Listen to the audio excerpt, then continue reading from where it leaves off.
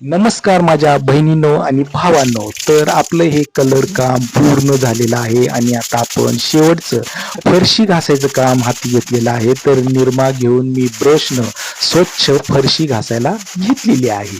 तर आता हे कलर काम करायचं मनात जेव्हा आलं माझ्या, त्यावेळेस मला नवीन असताना सोपं वाटायला. तर एक नव्याचे 9 दिवस, पण ज्यावेळेस ते पूर्ण व्हायला लागलं त्याला तब्बल 2 महिने लागले.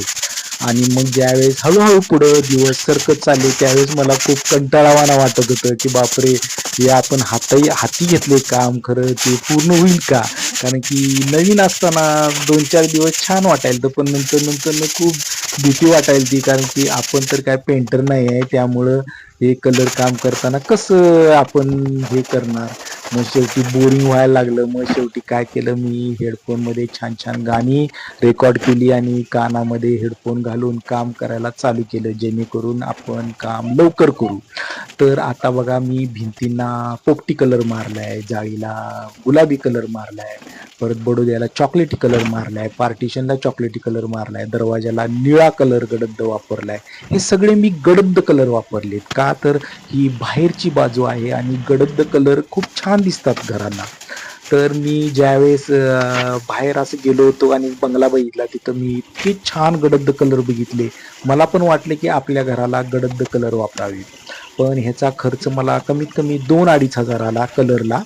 आणि मी मिस्त्रीचे कलरचे जे मजुरी असते ते पैसे वाचवलेले आहेत आणि त्या पैशाचं मी आता पुढचं काम करणार आहे. तर कमीत कमी मी 3-4 हजार रुपये वाचवलेले आहेत. तर चला, पण हे काम खूप बोरिंग असतं आणि हार्ड वर्किंग असतं. ह्याच्यात हातांना जखमा होतात आणि खूप काम हार्ड लेवलचं असतं. तर कलरच्या वासानं आपल्याला फुफ्फुसांचा आजार होतो. तर हे सगळं आपण शरीर पॅक बंद करून काम करायचं असतं. तर एवढं हार्डवर्किंग हे काम आहे. तर चला, हा आपला सुंदर बंगला किती छान रंगवलेला आहे बघा. आता ह्याची मी फ्रंट बाजू दाखवणार आहे आणि हा आपला बंगला आपण विकायला काढणार आहे. तर ज्याला कोणाला हवा असेल त्यांनी लवकरात लवकर संपर्क साधावा. तर अशा तऱ्हेनं आपला छान सुंदर रंगीत बंगला. Thank you.